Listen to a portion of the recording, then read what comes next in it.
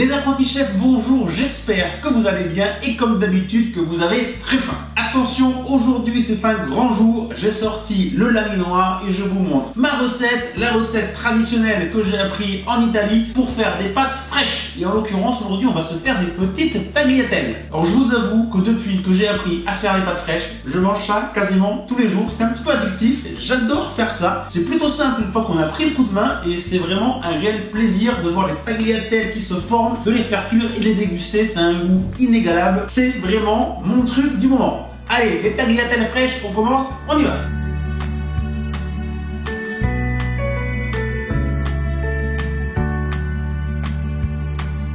Ce qui est assez incroyable, c'est au niveau des ingrédients. Il va nous falloir de la farine, des œufs et un petit peu d'eau. Il y a une règle au niveau des proportions, c'est une personne égale 100 g de farine et un œuf. Donc là, on va être un petit peu gourmand, on va faire des tagliatelles pour 2 personnes. Au niveau de la farine, j'utilise de la farine T55. C'est une farine qu'on peut utiliser et qui est bien pour ça. Ce qui est bien sinon également, c'est la farine 00, mais c'est beaucoup plus difficile d'en trouver. C'est pas comme en Italie où il y en a vraiment partout. Je mets donc 200 g de farine dans mon saladier.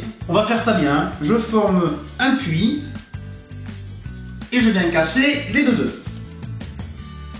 Et maintenant, on va pétrir à la main. Alors le but, c'est vraiment d'avoir une pâte ni trop humide, ni trop sèche. Pour que ce soit un petit peu comme si on prenait une boule, voilà, ni trop humide, ni trop sèche. J'ai du mal à prendre toute la farine, la pâte là est un petit peu trop sèche. J'ajoute un petit peu d'eau, ça va me permettre de venir chercher toute la farine. Donc je continue à travailler à la main.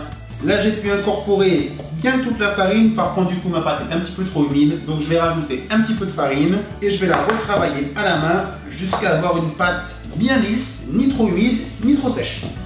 Voilà.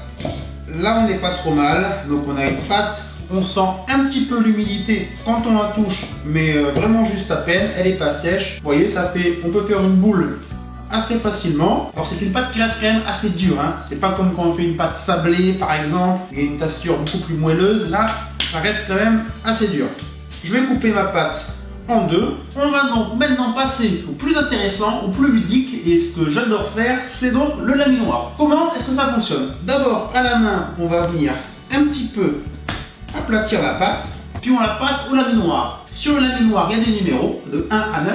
Et ça va correspondre à l'épaisseur de la pâte. Avec le numéro 1, la pâte reste plutôt épaisse et plus on va vers le 9, plus la pâte s'abaisse et plus elle devient fine. Du coup, pour les tagliatelles, on va faire comme en Italie. On va passer progressivement du numéro 1 au numéro 4. Allez, on commence. Numéro 1. Du coup, le laminoir, je l'ai fixé sur la table. Premier tour au laminoir. Et après le numéro 1, notre pâte c'est allongé mais resté quand même assez épaisse. Le but, ça va être d'obtenir un rectangle. Donc on va le fermer en deux et on va le repasser au laminoir, position 1. Si on trouve que la pâte est un petit peu trop humide, c'est même conseillé de rajouter un petit peu de farine dessus. Et pareil, on plie en deux et on repasse toujours en position 1. Voilà, on fait ça 4-5 fois jusqu'à obtenir l'impression d'avoir un beau rectangle. Là, c'est pas mal. Voilà, c'est un peu carré, mais c'est aussi un peu rectangle. L'important, c'est qu'on ait atteint la largeur du laminoir. Et là, maintenant, on va venir rendre la pâte de moins en moins épaisse en passant progressivement du numéro 2 au numéro 4. Je passe au numéro 2. Et là, on voit le rectangle qui s'est formé encore mieux. Pas mal. On continue, numéro 3. Commence à avoir des bandes assez longues, c'est pas forcément très pratique, alors je les coupe en deux, on rajoute un petit peu de farine si vous voulez, et c'est parti, dernier tour de laminoir, je passe au numéro 4. Je vais le passer plusieurs fois, un petit peu de farine, voilà, on est bon. Les premières tagliatelles vont pouvoir être faites, mais avant, on va laisser sécher un petit peu la pâte, voilà, comme ça, bien fine. Je vais la mettre à côté. On va la laisser sécher comme ça un petit quart d'heure pour enlever un peu l'humidité. Ça va me laisser le temps de continuer. Même processus, position 1 à 4. Voilà, j'ai fini. Je vais récupérer mes 4 planches. Je sais pas comment on peut appeler ça. Voilà, 2 pâtes que j'ai bien fait sécher à 10-15 minutes. On met un peu de farine partout avec cette recette. Je suis d'accord, mais c'est pas grave. Et maintenant, alors, on va changer la poignée de côté. On va la passer au niveau de la fabrication des tagliatelles. Et là, c'est la magie qui va opérer. Je prends ma pâte, je tourne la manivelle et les tagliatelles se forment. Et voilà, nous avons nos premières tagliatelles. Donc je continue.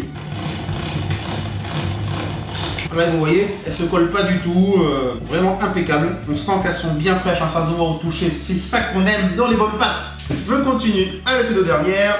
Les tagliatelles fraîches sont prêtes. On passe à la cuisson. Alors on va respecter les basiques, la règle des 1, 100 et 10. 1 litre d'eau pour 100 g de pâte et 10 g de sel. Pas avoir peur hein, par les 10 g de sel, et bien sûr elles ne vont pas absorber tout le sel qu'on met. J'ai mis l'eau à chauffer, on va attendre bien sûr qu'elle soit à ébullition. Et concernant le temps de cuisson, alors c'est des pâtes fraîches hein, et ça dépend de l'épaisseur de vos pâtes. Entre 4 et 7 minutes pour qu'elles soient bien al dente. Moi j'ai fait plusieurs essais hein, depuis quelques jours. 5 minutes de cuisson, quand je termine en position 4, franchement c'est parfait hein, pour qu'il soit bien, pour qu'elle soit bien à l'italienne, hein, al dente, hein, un petit peu croquante, pas trop hein, mais juste un petit peu ferme. L'eau est à ébullition, je vais pouvoir plonger mes pâtes fraîches.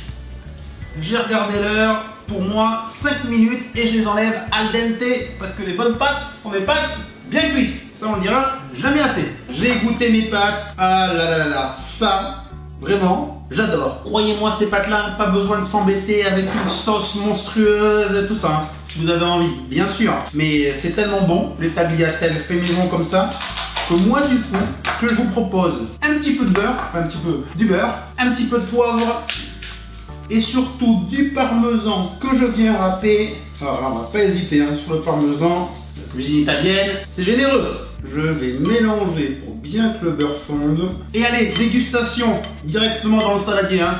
Là, franchement, je peux pas trop attendre. Je vous jure que je vous mens pas, c'est les meilleures pâtes que j'ai jamais mangées de ma vie. Depuis que je fais ces tagliatelles maison, mais c'est incomparable avec tout ce qu'on peut trouver. Il n'y a pas de mots, c'est juste une tuerie. Je vais me calmer parce que sinon je vais manger le saladier et il y en a quand même pour 2. On va faire un petit peu attention. Les apprentis chefs, j'espère que cette vidéo tagliatelle maison vous a plu. Honnêtement, en toute franchise, hein, si j'ai quelque chose à vous conseiller depuis qu'on a commencé cette chaîne YouTube, allez acheter un laminoir, ça vaut pas très cher. Faites cette recette de tagliatelle maison, c'est quelque chose de fantastique. Il y a vraiment un tel plaisir à faire ses propres pâtes et à les manger. Allez acheter un laminoir, faites-moi plaisir. Et faites vos pâtes maison. N'oubliez pas, comme d'habitude, vous retrouvez toutes les vidéos sur www.lesapprentisschefs.com. Un petit clic hein, pour s'abonner à la chaîne YouTube si ce n'est pas encore fait. Et on se retrouve, comme d'habitude, très vite avec une nouvelle vidéo. Allez, ciao tout le monde, bye bye.